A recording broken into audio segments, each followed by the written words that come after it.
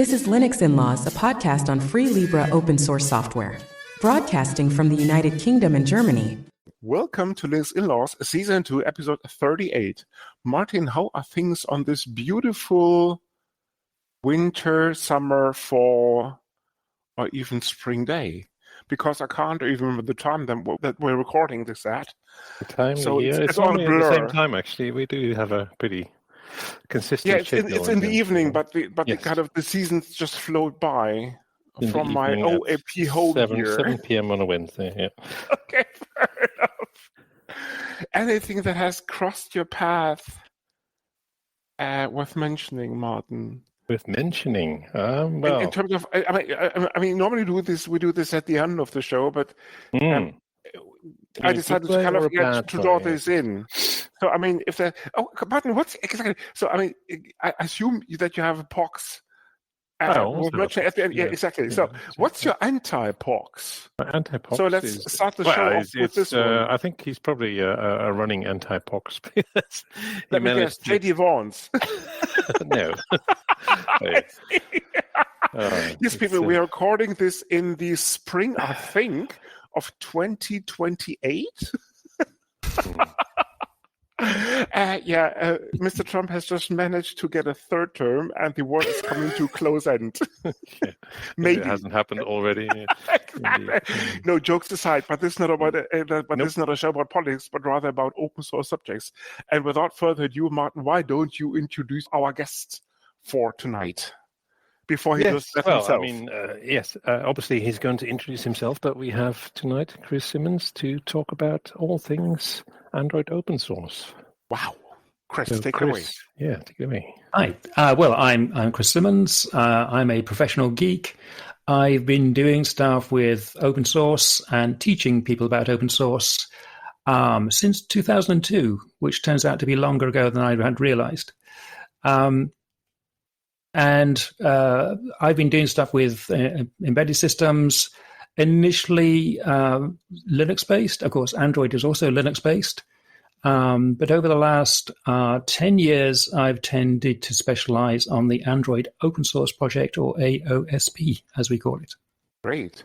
Chris, before you arrived at this weird concoction called AOSP, which we'll go into a second, how did you come to the beautiful subject of computer science? And a little bit about your background, I reckon, wouldn't go astray. Okay. Way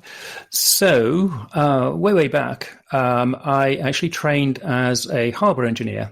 I have a degree in electronics. And for the first... You may have to explain what a hardware engineer is, because I certainly don't know what it is. For the younger people in the audience who are below 50, exactly. Like not okay, so hardware engineers, they're the ones who don't do the software. They're the ones who do what we call the hardware. So I used to have literally a soldering iron, and we used to solder things together because I'm that old. And I did this for a couple of years, but kind of noticed. So this was in 1979, to be precise. And at that point, I noticed that the hardware engineers, such as myself, did the boring bits. So we would get the schematics together and plug the chips in and solder the board together. But the chips were mostly microprocessors of one sort or another. And we would then pass those on to the software department, who would then make them do the interesting things and make the LEDs flash on and off and so on. And I really wanted to flash LEDs on and off. So at that point, I became a software engineer. I flipped to the other side, and I've been doing it ever since. So that's way, way back. The main relevance to this really is that as a result, I think, of that, my interest has always been in the lower level parts of the software. So give me a framework or a something written in Node.js or whatever. I haven't got a clue what it is. But give me a board and some register maps, and I'm happy. So that's kind of how I came to be involved, really, at the operating system and comms level of technology. So that is the first person, Martin, who is actually a Rust dev who hasn't come out of the closet yet, or have you? I doubt it. Yeah. But anyway, we can. We're going to revisit the Rust issue later on. Yes. Yeah. Okay. I have to say, I've never written a program in Rust. So fast forward to early 2000s, and a chance encounter with now a good friend of mine. This guy said to me, Chris, you seem to know all about this Linux stuff because I've been studying Linux. And I said, yes. And he said, we are having interest from our customers who want to be taught about how Linux works. I should have said this guy runs a training company, obviously. And so I said, okay, let's give it a go. So I became a teacher. So I put together some 4 and 5 day fairly intensive training classes on Linux and Linux kernel and that kind of thing. And they were extremely popular. So suddenly I went from being a software engineer to being a teacher of software engineers. And that's kind of where I've laid... This was early 2000s? Or? Yeah, about 2002. Right. I started doing this stuff. We were kind of lucky. So just for the record, the company involved was called Fibas, for reasons I'm not going to go into. And the person who got me involved in this is a guy called Niall Cooling, who kind of changed my life for the better, I think. And we were lucky, I think, that just at that point, early 2000s, that is when Linux really took off within embedded systems. So up until that point, embedded systems have been not powerful enough to run Linux. They mostly run some kind of real-time operating system, or RTOS, as we call them. So, so we were just there on that wave as it kind of accelerated. And by the end of the 2000s, by 2010, this was then kind of mainstream. And I had taught an awful lot of people how Linux works and how to make Linux literally flash LEDs on and off. And then around about that time, you may remember Android came along, and I looked at Android and said, hey, Android is just Linux with some funny Java stuff on top of it. So I started teaching people how Android works from an operating system point of view. And then I continued doing that, and particularly in the last 5 or 6 years, people started putting Android into vehicles. So I spent a lot of time teaching people how, in the automotive industry, how Android works. So that's my career really over the last 20 whatever years. Interesting. I reckon that the majority of our listeners only know Android from their mobile phone, but as a matter of fact, Android is much, much more, especially given the fact that there is something called the AOSP, as in the Android Open Source Project, and the rest of the ecosystem. Why don't you give a short overview, because I reckon not everybody is familiar with that distinction. Indeed, yes. So Android is not just smartphones. You'll find Android in all kinds of stuff. Not only things like TVs and vehicles, but also in smart whiteboards, in door entry systems, in test equipment, in oscilloscopes. Many, many things around you actually are running Android, even if it's not apparent. Wi-Fi routers, stuff like that, yeah. And all of that is possible is because Android is open source. We have this thing called the Android Open Source Project, or AOSP, which is quite difficult to say. So this is a very large body of code developed and released by the Google and the Android team. And it's there for anybody to download and do whatever they like with it. It's, like I say, it's open source. Most of it uses the Apache 2.0 license. There are some things which have MIT licenses and BSD licenses, but vast majority is Apache. So it's very flexible. The license is very permissive. You can literally do whatever you like with it. I'm always tempted to say that the kernel, as in the Linux kernel running underneath the AOSP layer, is also part of the AOSP. But of course, the Linux kernel is licensed under GPL2.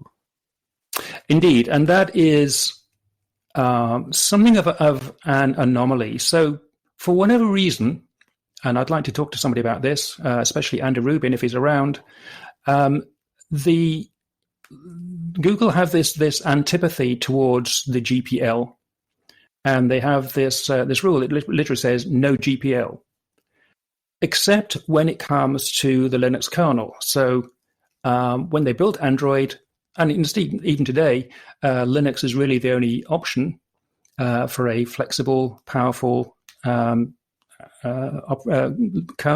operating system kernel. So the Linux kernel, which is GPL 2.0 licensed, is part of Android, but it's the only part of Android that has a GPL license. We should probably explain who Andrew Rubin is. So Andrew Rubin, or Andy Rubin, as I think is probably also known, he is the guy who started Android. So way back, about 2002, in actual fact, when I was starting out in my career as a teacher, Andy Rubin was developing operating systems actually for, I think, cameras, smart cameras, which were just becoming a thing at that point. So he's an entrepreneur based in Silicon Valley. He created a company called Android Inc., and he was wanting to sell his operating system to camera manufacturers.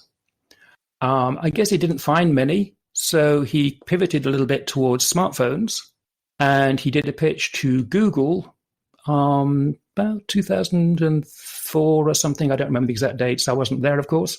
And Google said, "Yeah, this is a great idea. We'll have your company, and you can develop this thing called Android for us." The transaction was concluded in 2006, just right after YouTube, if memory serves correct. Details 2006. in the show notes, yes. But the idea, of course, at Google was, and that was way before the first iPhone was released, we need a small, portable platform for selling ads and many, many other things.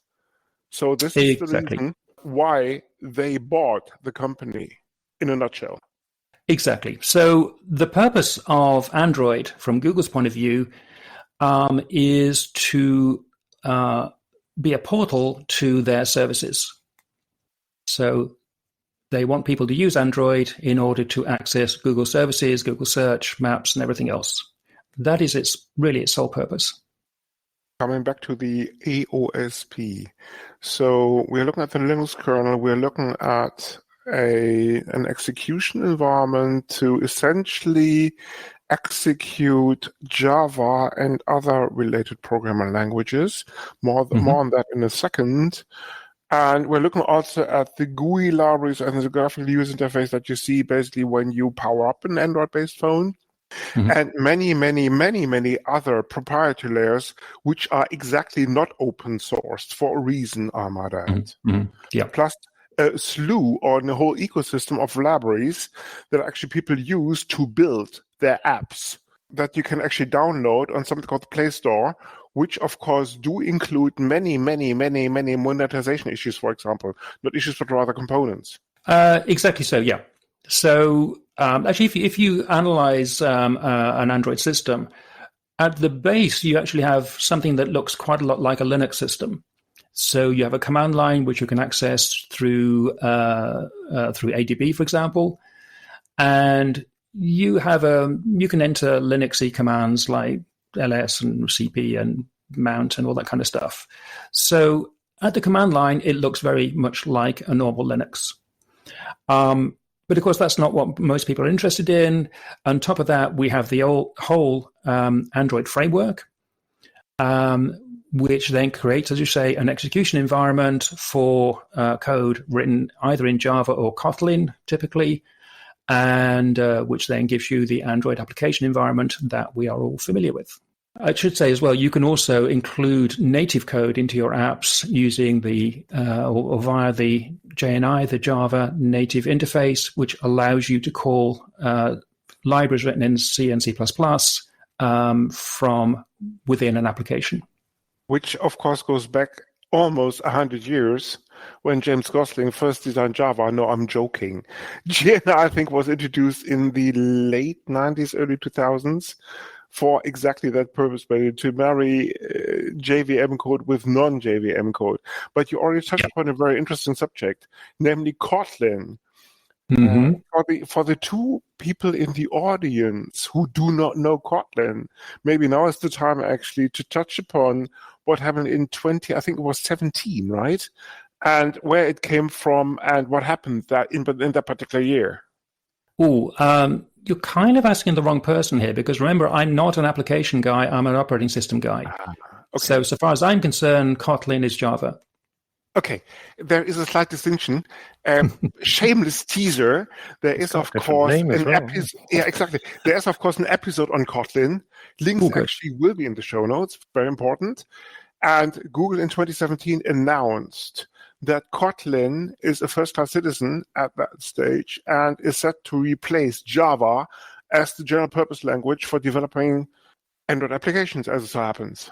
Indeed so. And in my experience, the vast majority of people developing applications are indeed using Kotlin. But if you look at within the AOSP, majority of the code is still Java. There are some bits of Kotlin creeping in here and there, but the Android framework is still written in Java. Now, the beauty is actually Kotlin, at least on Android, does run on the JVM or some similar architecture. So it's binary compatible. So the Kotlin compiler will actually create JVM bytecode. That's the good exactly news. So exactly. So the whole Maven ecosystem and all these sweet libraries that let the cache roll in with regards to ads, and general monetization of apps are still at your disposal when it comes down to programming. Exactly so. And that's kind of what I meant when I said tongue-in-cheek that Kotlin is Java. What I really meant is that they both produce actually Dalvik bytecode decks, so that from the runtime, it can't really tell whether the program is written in Kotlin or Java. It's the same dex bytecode, and that's what actually gets executed. Is Dalvik still around? I thought it was replaced by Art long ago. Yeah, but the bytecode is still called Dalvik bytecode. It's still dex. Okay. So the runtime, you're right. The runtime is actually called the Android runtime or ART or just ART. And Dalvik, of course, going back to a British TV series, Martin, called... You're living in that country, no? It's on the tip of my tongue, and it's a famous race in something called Doctor Who, right? If I'm completely mistaken. Are you talking about Daleks? No, I'm talking about Dalvik. Dalvik? No, Daleks. You're mistaken. Maybe I'm confusing things. Okay, yes. Fair enough. I'm not familiar with any cultural reference in the UK to Dalvik. So far as I know, it is a fishing village on the north coast of Iceland. Another hint. Excellent. Okay. Yeah, but I'm just confusing things because I'm old. Yeah, so I mean, clearly, Android being open source, there have been a number of forks over the years, like Lineage OS, and I mean, clearly manufacturers also take it and build their own versions on this. Well, literally every instance of Android is a fork. You have to fork Android in order to make it work, because coming back to the AOSP thing, what you get from AOSP is not a complete product. You have to do at least some work, even some minimal work, because you'll need to add in board support for whichever hardware you're working on. You'll need to do some integration with the devices you want to control or interface with, and so on and so on. So literally every Android you've ever seen, be it on a Samsung phone or even a Pixel phone, we'll come to that in a moment or two, it is a fork. So Android is forked repeatedly. So Google tried to do something of bringing that together or making the more standard experience, right, with Android, with the Android One program, if I'm not mistaken. But yes, kind of, yeah. It would be interesting, I think, at this point to bring in GAS GMS, the Google Mobile Services, and also GAS, which is the Google Automotive Services, which we'll come to in a moment or two, I think. Okay. So, like I say, the AOSP is just the bare operating system. You need to make some changes to that to make it run on a particular hardware board that you may have. But But even then, you don't have anything particularly useful. So then we have this layer called Google Mobile Services, or GMS, which gives you basically access to the Play Store and various other Google services. That part, GMS, is not open source, that is proprietary. So you need to have a license from Google in order to use GMS. And in fact, this is the mechanism that Google use in order to enforce that the people using Android use it in the way that they want them to. So they can enforce. Once you've signed the license, they basically have control over you. Now, as we discovered, for example, when Huawei lost the ability to license GMS because of various political things, all of a sudden people in the West no longer wanted to buy Huawei phones because it didn't have Play Store on there. And as Westerners, we kind of expect there to be Play Store. So that's the whole layer that Google used to kind of control access to their operating system. So although it's open source underneath, at the top level, it's proprietary. And there was a similar thing going on with automotive. So I accidentally said gas at the beginning of that. So there's also Google Automotive Services, which if you want to put Android into your car in a similar way, you need to license, and you also want Play Store, you need to license Google Automotive Services or GAS in order to do that. But it turns out that automotive manufacturers don't really like the terms imposed by Google, and so a lot of them actually are not licensing GAS, and that's a whole new debate. No surprises there, because if you take a look at something called the end user license agreement of a company called Tesla, essentially and of course I'm exaggerating now. Essentially, you're selling over your private and personal life to that company with regards to the consumption of data while you're in that vehicle. Mm-hmm. They actually are a big data company that just happens to produce cars alongside. And the rest actually goes someplace else.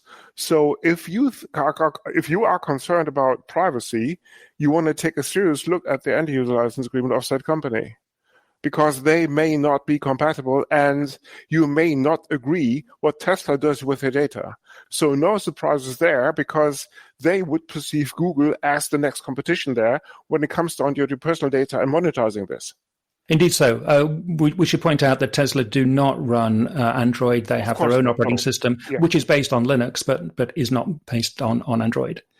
So there's a whole interesting debate about gas and non-gas within automotive.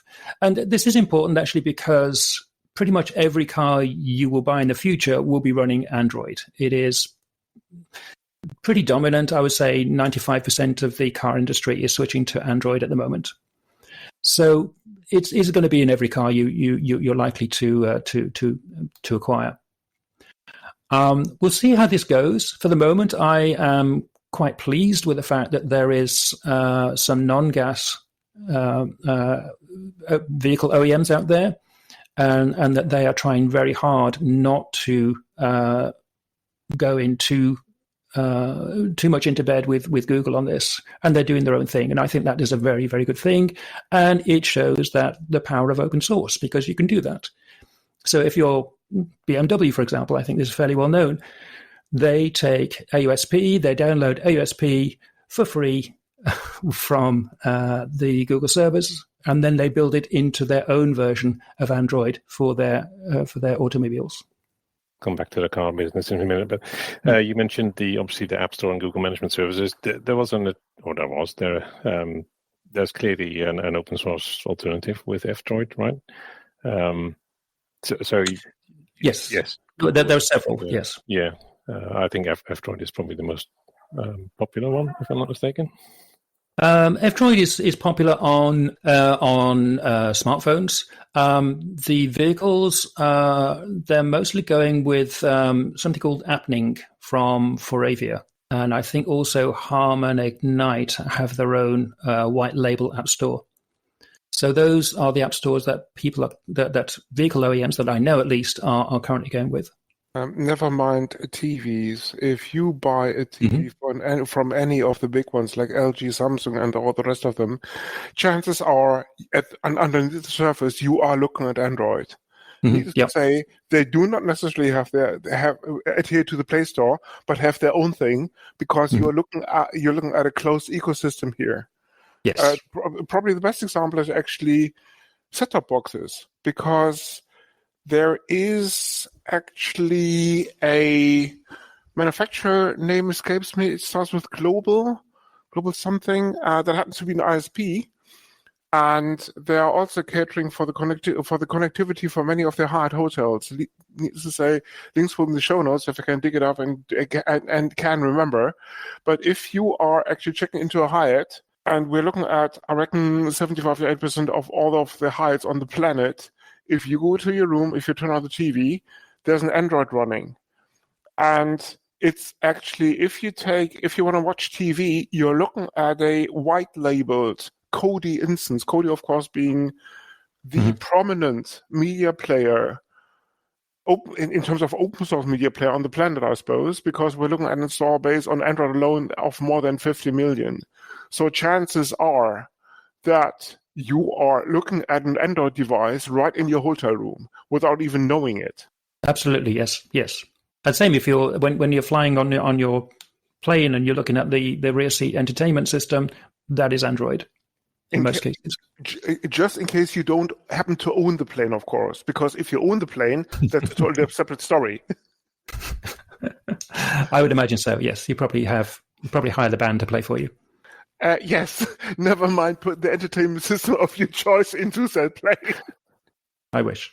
So, yeah, personally, I never got to that level, and I don't think I ever will. So, Android is everywhere. So we have the open source part, the open AOSP, and then in most cases we have the proprietary part, the GMS, Google Mobile Services for phones, GAS for automotive, and GTVS for TVs. But it's also possible, and people do take AOSP and then build their own products around that. A good example, of course, is the Amazon Fire Stick, which is a TV stick, whatever, for one of a better word, that actually runs Android, but it's running a vanilla copy of AOSP, which Amazon then modify to their own requirements.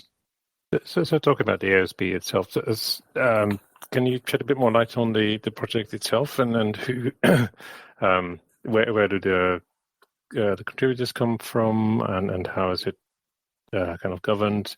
I mean, there's clearly the community side on the AOSP, but there's Google as well there. That's presumably has a certain amount of. Yeah, indeed. So this is a topic close to my heart. So AOSP is open source, and it is a wonderful thing. Truly, I'm not being ironic here. It's great that we can download AOSP. We can build it for all kinds of things. We can have it running on our Raspberry Pis, and we can play with it in our bedrooms for that. Okay, this is me. But we can also build it into serious products and do all kinds of things. So it is a great thing, and people do use AOSP, vanilla AOSP, without the proprietary bits all over the world. The way it works, though, is kind of interesting. So it's open source, great. But it's not so that it's legally open source. The license is open source. And Google do refresh the code base that we have access to, but it is developed in private. So the current development model is that every quarter, every 3 months, they will make a release. They call them QPRs, quarterly platform releases, and at that point they will synchronize some component of what they have internally to the public servers. And then they'll go off and do some more development in private, and then 3 months later we get another dump, and so on and so on. So we don't, as AOSP developers, we don't actually see what they are developing until we suddenly get a dump of code, and this is quite a few gigabytes of code. So it takes a little while to digest. But more importantly, it means that it isn't really possible, or at least it's very difficult to make contributions to the code base. So open source normally is a two-way thing. I can both download your code, but I can also, thinking about the Linux kernel, for example, I can send patches, I can discuss with the developers why they do certain things, I can report bugs, and so on. So normally it's a dialogue, or it can be a dialogue with the open source developers. Google don't really go there, at least not with Android. Now, technically, it is possible to propose changes. There is a mechanism, there's a tool called Gerrit, and you can make patches, and you can send those patches to be reviewed by the Android developer team. But it is notoriously difficult to get any of these changes accepted into the code base. It can take years, and more often than not, your changes will be just completely ignored. So it is a peculiar thing. It's an open source project, but without much of a community, or at least not with a community sponsored by Google behind it. And this is a real problem if you are, like me, an AOSP developer. It does mean that you become a bit of an island. You don't have anywhere where you can discuss things. There are forums, groups, Google groups set up to discuss this stuff, but they don't use them. You can ask questions on those groups and nobody will ever respond to them. So it's very difficult to kind of make progress in this. So as a result of this, or well, not a result, as a response to this, myself and a bunch of friends, we have been working on creating some community. So essentially, if Google don't create a community, we'll have to create it ourselves. So we're doing a bunch of stuff, and a load of other people are doing stuff as well. This isn't just us, but we have a particular thing going called AOSP Devs. So that's AOSP-devs.org. And this is our attempt to create a point where people can come together and discuss things. And as time goes on, we want to start hosting code there and doing other stuff. So this is, in my opinion, very important. It is taking the AOSP as we have it from Google and making it into something a bit more like a normal open source project. We still, of course, won't be able to upstream stuff because Google don't allow that. But at least we can have a place where we can come together and discuss things, and even maintain our own local patches for things. Nicely leads us actually to something called post-market operating systems. And I'm not talking about the project Post-Market OS, which we may go into in a second, but rather I'm talking about the likes of Lineage OS, EOS, and all the rest of them.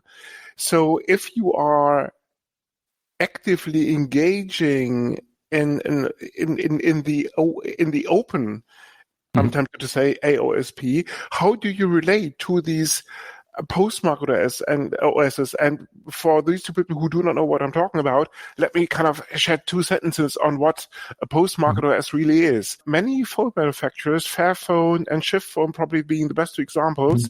Fairphone is based in the Netherlands. Shiftphone, I think, is a German company, although they source their smartphones actually but rather assemble their smartphones in China. Essentially, the idea is basically to give you an alternative to the Samsungs of the world in terms of they give you the hardware and you are free to leave the stock Android on that phone, or go for kind of more privacy-oriented alternatives, like the likes of EOS and all the rest of them. Lineage OS, of course, being probably the most prominent example with regards to a Samsung lockdown ecosystem when you buy the phone. So the idea is basically that you root your phone, and rooting your phone basically entails of unlocking the boot. It includes unlocking the bootloader, then installing a recovery partition OS, and then flashing the main partition essentially with this post-market alternative. And I won't go into that in technical details because that would mean that we do actually extend the 4-hour limit on the recording time, and links maybe in the show notes, but it's a rather technical process. But this is basically how you liberate for want of a better expression, an Android phone from the stock operating system, which is on that phone. So essentially, Absolutely. The idea is basically you flash the alternative, and then you are free to go with regards. You don't have to use the Play Store. You are not bound to Google services and all the rest of them. So if you're really privacy concerned, these alternatives may be an option to look at. And if you are focusing on advancing the AOSP, I reckon you are in close ties with these post-market OS alternatives. Yes, absolutely. And I should have mentioned them earlier, in fact. So yes, we have Lineage OS is the kind of most well-known one. Previously, it was called CyanogenMod. And then for whatever reasons, it changed its name. So it's been going for almost as long as Android has. And many people do more or less as I described previously. So they take the vanilla AOSP from the upstream Google servers. They add in support for various handsets.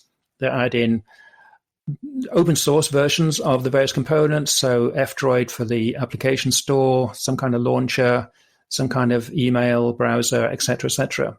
And all of these things are available as open source, as free alternatives. So you can create for yourself a completely free smartphone experience, or indeed you can just go and download Lineage OS, which has kind of done that for you. And there's also EOS and Graphene OS and a whole bunch of others I can't remember the names of. So this is a whole industry. I don't know how many people run Lineage OS. I seem to remember from some years ago, it was something of the sort of 10 million kind of number. So a large number, but few, I would reckon.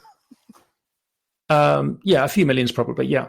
So it's big, but it's nowhere near as big as Google Android, of course. But it's a great thing to do. It's as you say, it's a little bit. You need some technical skill to flash it from scratch. So that's one good reason why people don't tend to do this unless they are techie geeks like us. So anyway, just to come back to what you were saying, I just remembered. So yes, I have contacts with people in these post-market OS groups, as you call them. We don't talk to them as much as we possibly should. They have their own kind of ecosystem, their own kind of community. I'm not sure they see the value of what we're doing. We are kind of. I'm kind of coming at this from more the embedded and the automotive point of view, because those are the people that I know. So these are doing more wacky things perhaps than what they are doing. But yeah, it's an important thing, and we ought to do more of it for sure. I mean, the problem, of course, being with these post-market OSs is actually a central thing called the blobs, in terms of the little closed source components that drive many of the SOC components with regards to system ownership. Because if you're taking a close look at any given smartphone, any modern given smartphone, modern in a very loose term, in a very loose sense, with regards to the last 20 years, 15. Essentially, you're looking at a couple of CPU cores. You're looking at a couple of GPU cores. And you're looking certainly at a couple of DSPs and some radio components like GSM for the telephony. You're looking at Wi-Fi as components, and also you're looking at Bluetooth, which more often than not actually are closed source. And of course, the challenge is essentially to extract these from any stock Android running on the device, because without these blobs, you may be able to boot the phone, but that's about it. You can't phone, you can't connect to Wi-Fi and all the rest of it. So I reckon, and this is basically what I see when I take a look at any AOSP kind of spin with regards to community-driven operating system, how to extract or how to make these kind of devices work without having to rely on the blobs. What many actually distributions, as in kind of Graphene OS, and some of them do actually extract the blobs. And Graphene is probably not the best example. I think Lineage OS does it pretty well, actually. Extract the blobs from a stock operating system version and then put them actually into the build, which they can then use to flash your phone with.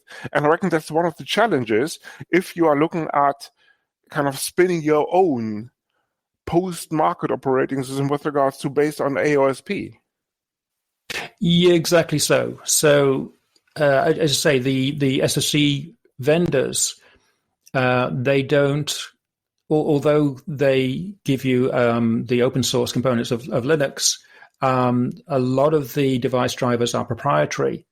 And that's a particular problem with the modem, with the radio interface layer, and with the Bluetooth, and sometimes with the graphics and whatever.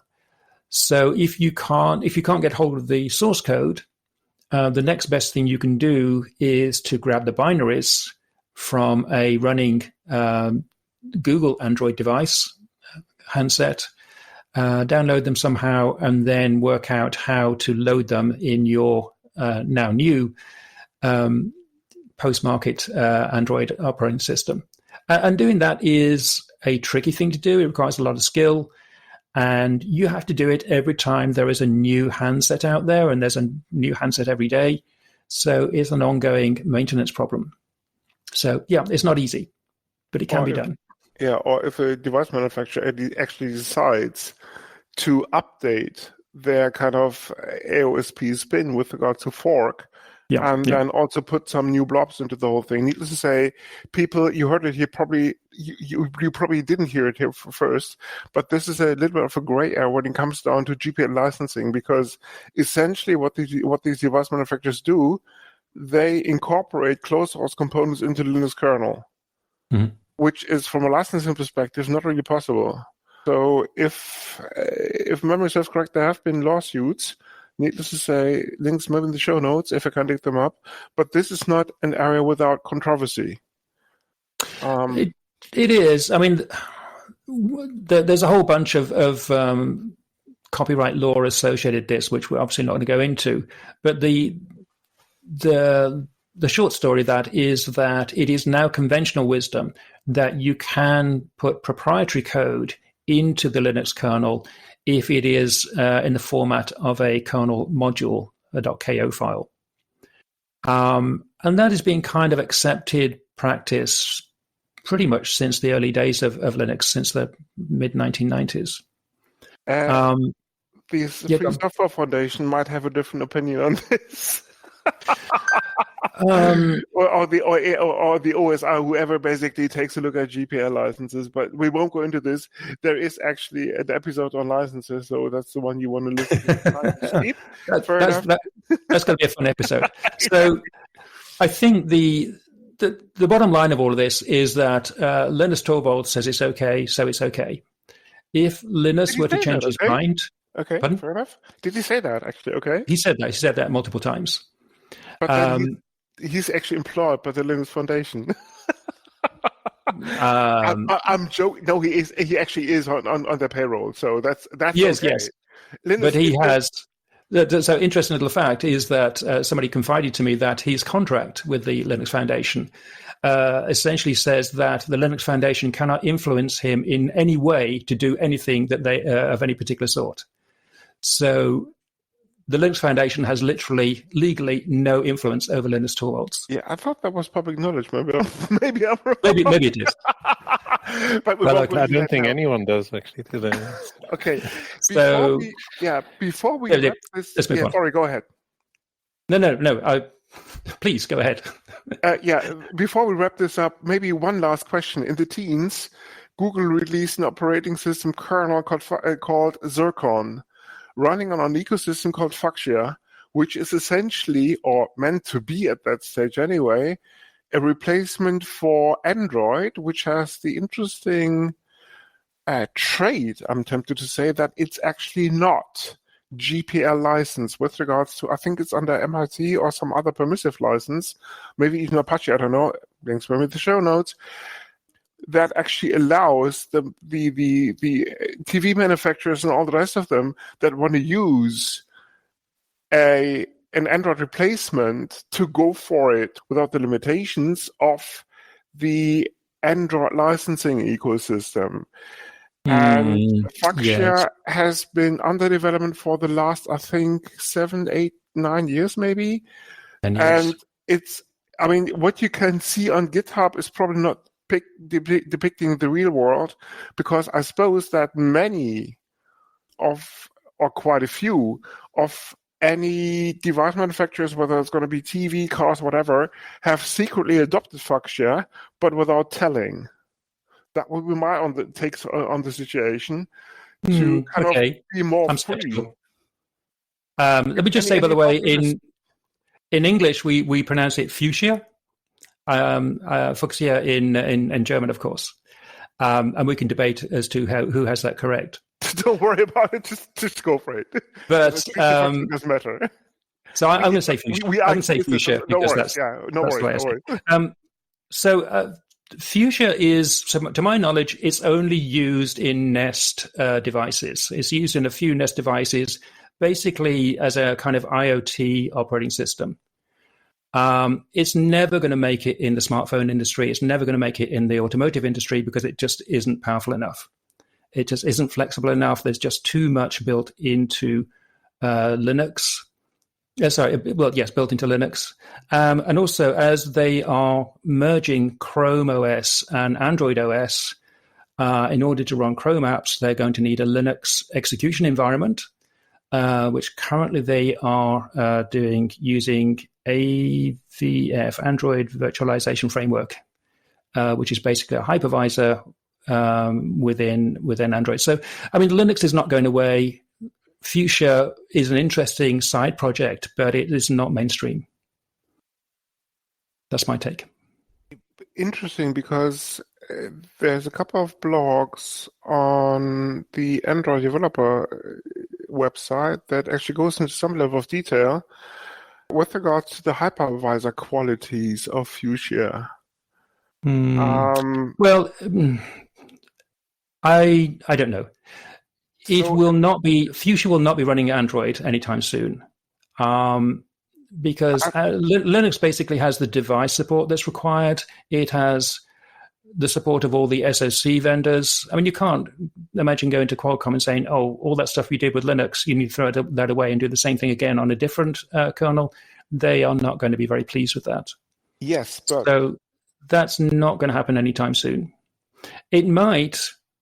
Possibly casting forwards as we go into more virtualization, it might turn up as a virtualizer, as a hypervisor in some case or other. I'm not quite sure.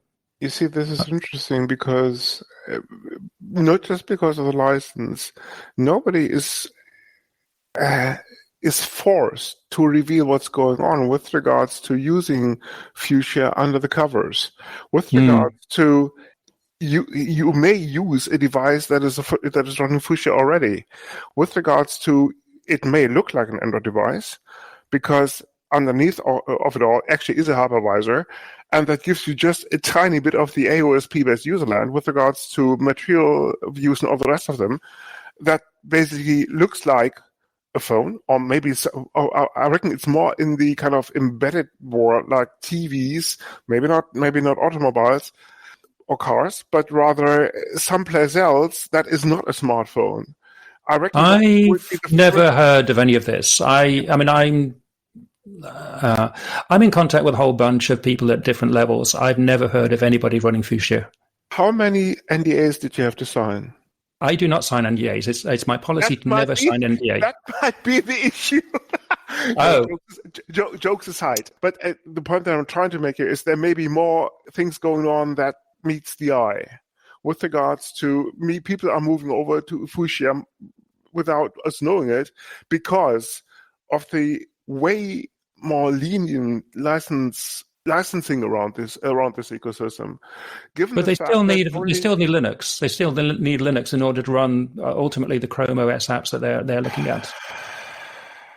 Zircon is not Linux, but if I understand this correctly, and details maybe in the show notes, people have been at least trying to run Debian on Fuchsia. That means it can pretty much run anything that is remotely Linux related. So it wouldn't surprise me, given the fact that this is a kind of, I think it's an L2 hypervisor, but I'm not too sure about this because I'm not a core dev, needless to say.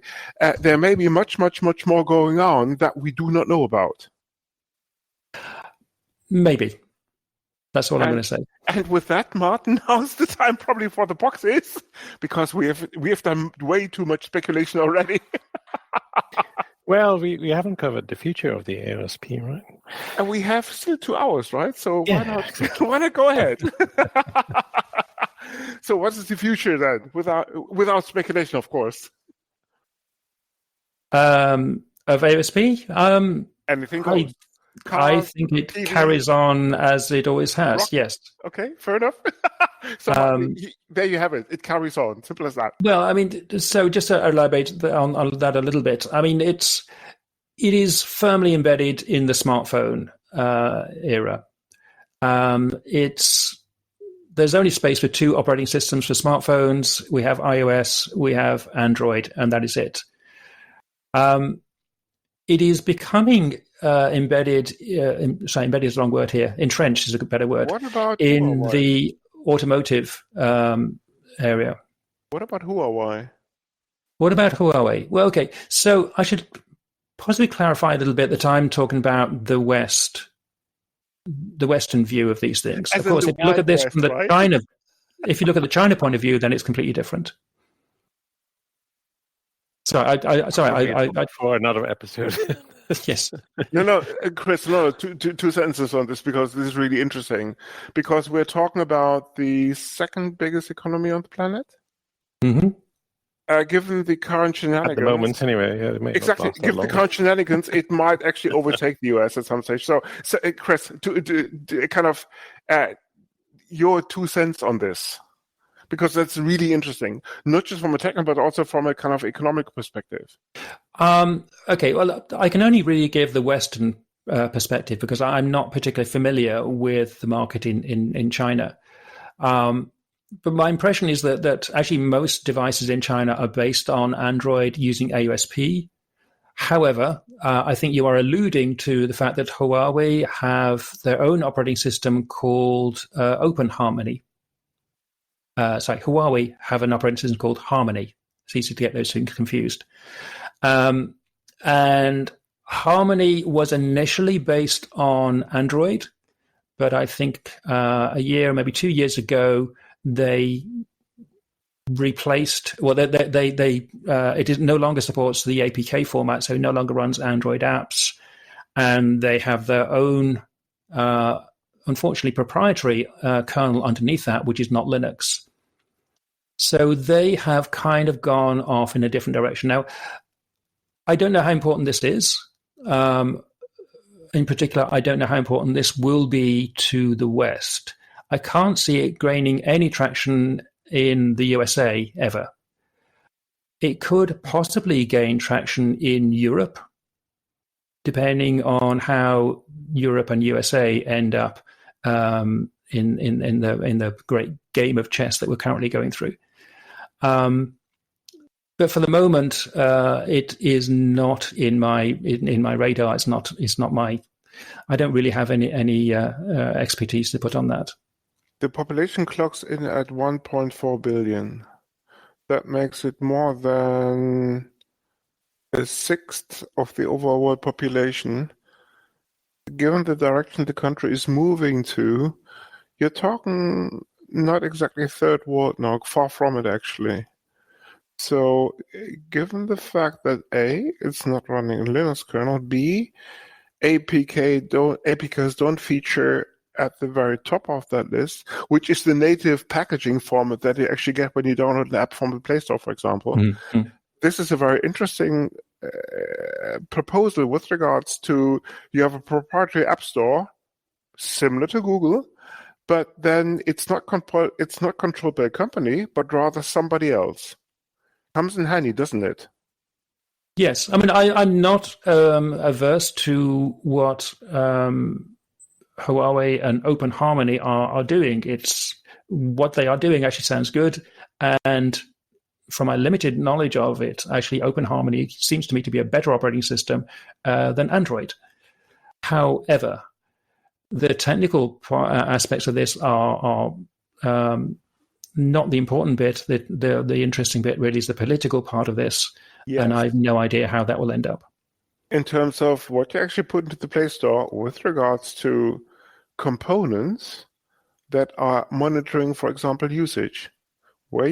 Similar to Google, but way more kind of controlled. I mean, Google knows where you are because a mobile phone, and I'm just talking about mobile phones. I'm not talking about cars, I'm not talking about TVs and all the rest of it. No, I'm just talking about mobile phones. Google knows where you are. Yes, you can turn this off in some settings, but unless you reverse engineer every single bit of the whole ecosystem, you don't really know what's going on. Apparently there have been reports that actually put some wires onto the wireless network connection, like a man-in-the-middle attack, basically that try to suss out what's going on in the communication between your smartphone and your Android-based smartphone, and Google with regards to if you turn off the location services, does it really stop transmitting a location? The jury is still out on this, but it wouldn't surprise me if underneath the covers that still Google knows where you are with regards to if you turn off the location services, but still they have a pretty good picture of what's going on. And I'm just using location services for any personal information that is transmitted from your smartphone to a company. And this is just a company, needless to say, if you do this in China, and if this is a nation state actor, to use an OFSEC term now, the government knows exactly what's going on. You're talking about the USA government or the Chinese government? No, I'm talking about UA and the connection to the Chinese government. Because this is what I would do if I would be China and if I would like to have a clear picture of what's going on with my people living there, working there, and using their smartphones. That's exactly what I would do. So you're arguing that we shouldn't be using Huawei? Not outside China, no. Okay.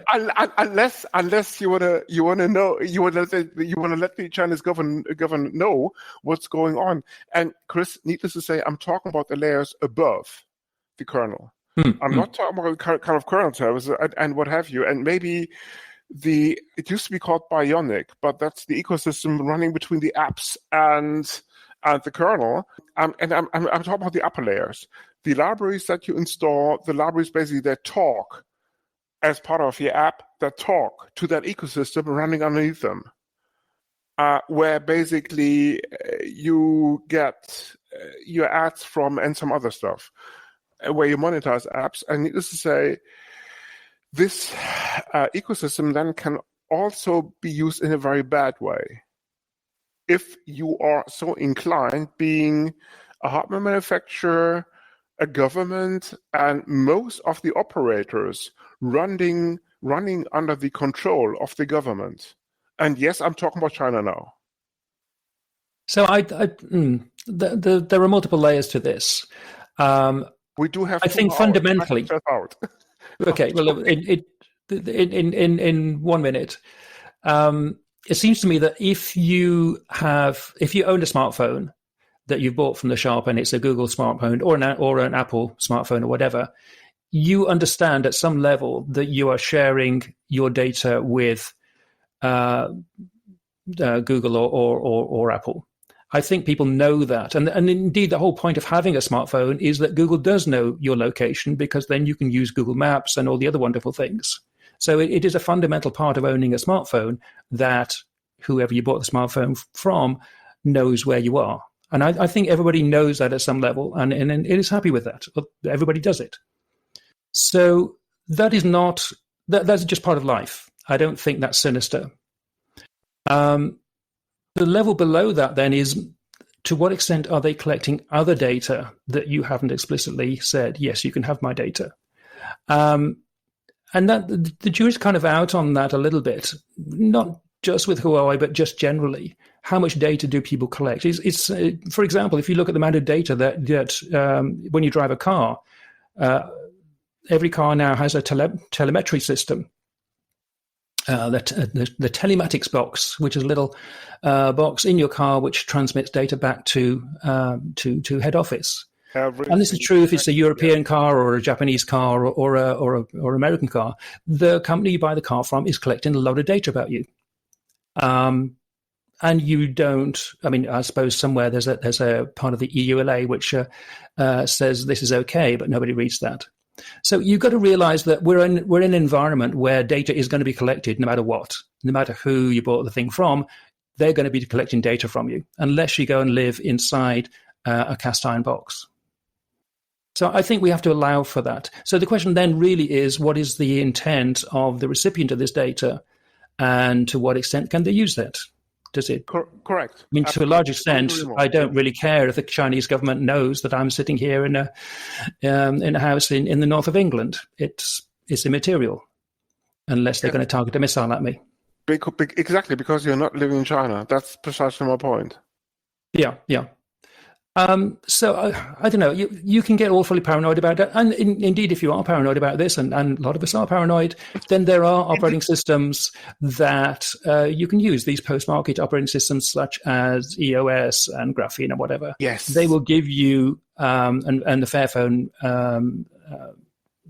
phone, or the other one I've forgotten the name of. Yeah. So if you really want these levels of privacy and guaranteed privacy, you can have this. It's available. You can just go and buy it. Links, of course, within the show notes. Shiftphone, Fairphone, if you're listening, the email address is sponsor@linuxinlaws.eu. More than happy to A, take your donations, B, get you on the show. And the last remark is actually a serious one, because privacy, at least for some portions of our audience, if current conference feedback is anything to go by, is very high on the list. But before this even derails further into a way more philosophical / political discussion, let's wrap this up. So, Chris, what is your POX, as in the pick of the week? Okay, so my pick of the week is the book I've been reading. So not technical. It's by an author, a British author called Jasper Fforde. Ford, for various reasons, spelled with a double F, so F-F-O-R-D. And he is a writer of speculative fiction, I think he calls it. A little bit like Douglas Adams, perhaps, and Hitchhiker's Guide, but also very different.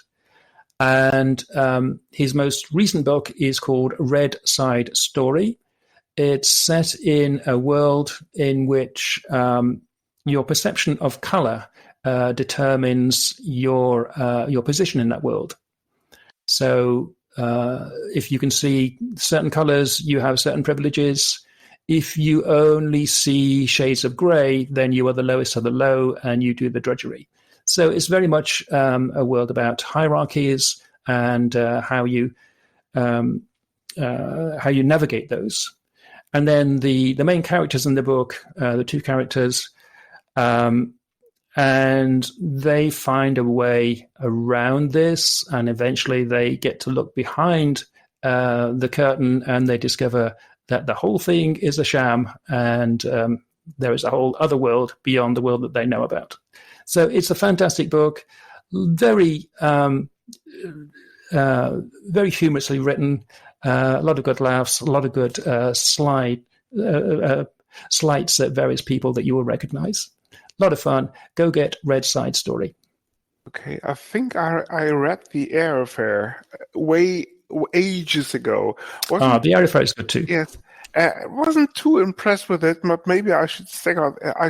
Check out the Red Side Story. Apparently, it's part of something called the Color Trilogy. So there's another. Yes, actually, so third book to come, right? So. There are two in this trilogy so far, so we assume there'll be another one.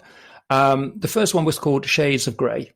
Not to be confused with the other Shades of Grey, right? Not to be confused with the other Shades of Grey, which has a completely different worldview. Exactly.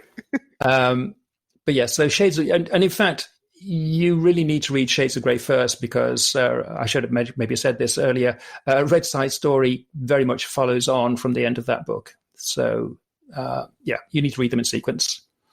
So we'll see. Yeah, I love Jasper Fforde, but there again, I understand that not everybody will love this. But Yeah, it's fun. It's humorous. It's kind of quite clever. Your mileage may differ. Some people like Tara Pratchett, some do not. Same thing goes for Project Puffbot, no worries. So, Martin, over to you. What's your pox? Yes, pox. Yeah, yes, Martin, if you can't remember. yes, I remember. Excellent. What does POC stand for anyway? Pick of the week, Martin, as we decided upon those 20 years ago when we started the podcast. All 30 years ago. Okay. It's been a while, yes. Anyway. Yes. Yeah, so pick of the week is a series called Paradise, which is not sure where it's actually from originally, as in but it's currently streaming on Disney, and it has a kind of a end of the world premise with an interesting twist.